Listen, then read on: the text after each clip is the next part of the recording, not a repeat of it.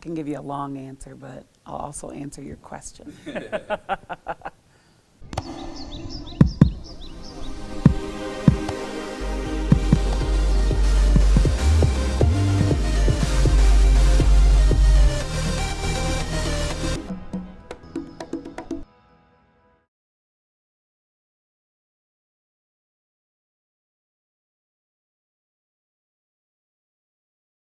My name is Dorica Watson. I'm the Community Engagement Manager at Second Harvest Food Bank.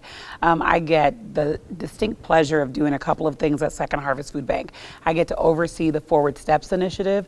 Forward Steps is a relationship-based empowerment initiative that works alongside individuals who are under-resourced as they're moving towards long-term stability.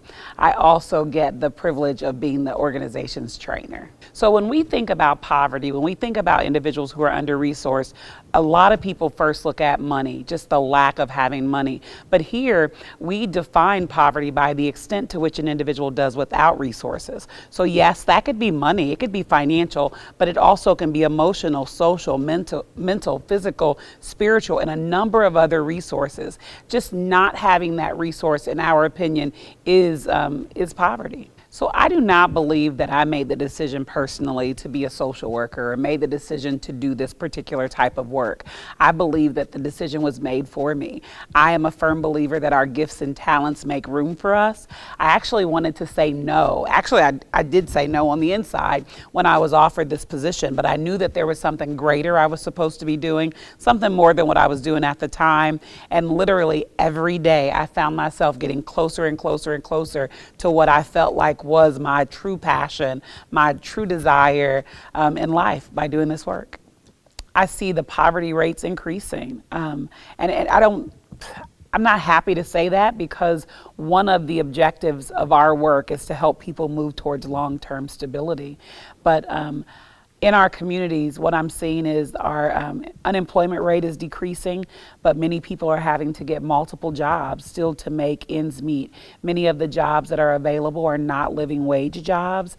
And when you think about having to work 2 and 3 jobs just to make your ends meet, or having to work 2 full-time jobs to even afford fair market rate housing, my concern is that what happens to the children? What happens to the families? Our initiative, Forward Steps, again, it's a relationship-based empowerment initiative.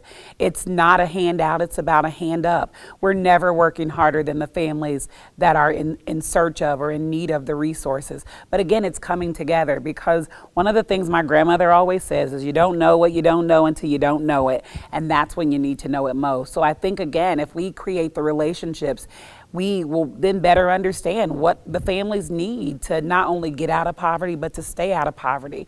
I believe that there's no more a time and day where I think that we should, as managers or presidents of companies or CEOs, go and in the boardroom create this solution for what the families need. If they only, that's what I hear that often, if they would only do this, then this would happen. But I think it's time to really go out and talk to the families. The families are the experts about poverty because they're living it.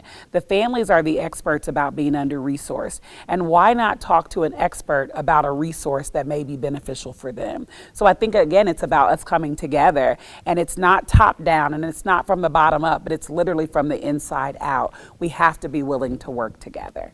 My favorite little species is a butterfly. And I love a butterfly because they all look different, but they all fly together. And there's so much beauty in butterflies. And so diversity is a beautiful thing. And so if all of us come together, different experiences, different stories, it's easier for us to engage at that level.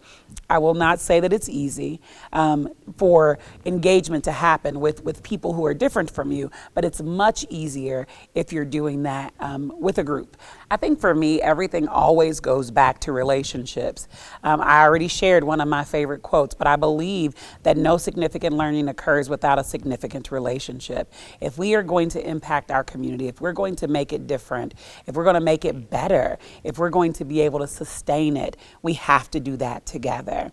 I tell everyone all the time, we're better together, but we're only better together if we're willing to do life together. So we have to face some of the hardships together. We have to face some of the ugly truths together. We just have to be willing to do that. Really, when I think about that question, I think my own personal change has been the one thing that reminds me that it's possible. I didn't start out as a very positive person. I didn't start out as a person who believed naturally in other people, but this work changed me. It changed the way I communicate. It changed the way I think. It changed the way I believe in myself.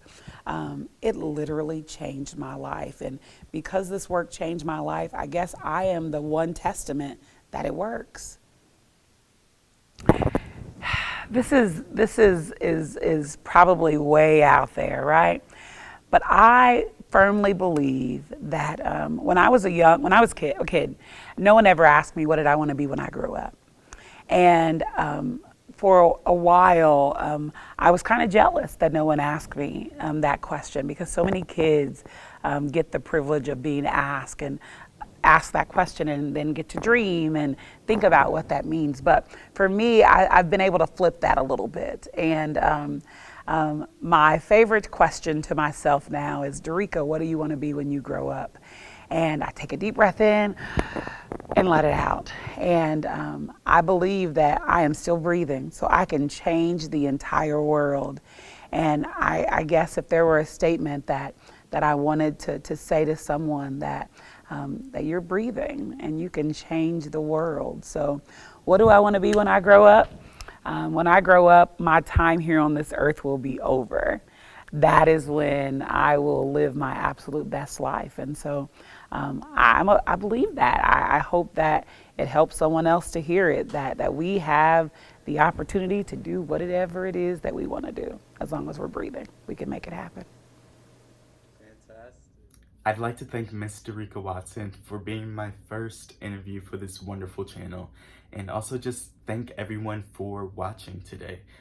She shared some beautiful words of advice, of wisdom, of powerful social change, and I hope that it touched someone in this world today. If this is anyone's first video, my name is Braxton, and this is Brax Will Let You Know, where we are using voices in the world for the change we need in this world. If you saw my intro video, you're aware that I said I'm going to use this channel as something outside of myself. That is the case. However, I also want to capture my story. And so I'm going to be sharing with you all not only the ways in which I help the people around me, but also the ways in which I help myself.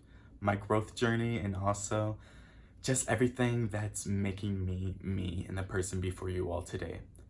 So if you're interested in anything in particular, or if you're interested in me capturing a story outside of myself, please comment below. My final thoughts today includes a writing that consists of my observation and thoughts as someone who's been involved with Forward Steps since last semester, as well as someone who serves as an AmeriCorps member today. So let's get to it. The thing with life is that it twists and turns the people within it. Lost in great depths, it becomes quite difficult to navigate oneself. Not to mention the system in place who initiates and sustains such storms. Poverty takes a toll on everyone's life because resources and opportunities are limited to us all. Poverty is more than just monetary insecurities. It's the lack of anything necessary for a human to feel human. Love, support, abilities, opportunities, and overall equitable life. When I was younger, I would always tell my mom I wanted to open up a hotel for homeless people.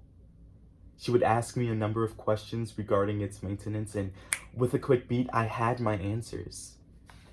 And see, it was so easy to dream of a solution. But gathering such knowledge now and working with people to grasp a better understanding of poverty, my dream becomes one step closer. But I haven't revisited this vision in a very long time. But as I write this today, my future becomes quite clear. As the sun shines down upon me as I write this, I take it as a sign. For I live not just for myself, but for the betterment of humanity. As my knowledge grows, so shall I. So, my hotel should not just be for homeless people, but those lacking such resources to succeed and live as a human.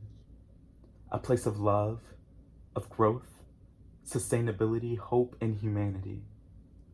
Welcome to my dream hotel. How can I assist you? That will conclude our video for today. Thank you so much for watching, and I hope you all were able to grasp something from this. Until next Sunday, my name is Braxton. I hope you have a beautiful day. Much love. Until next time.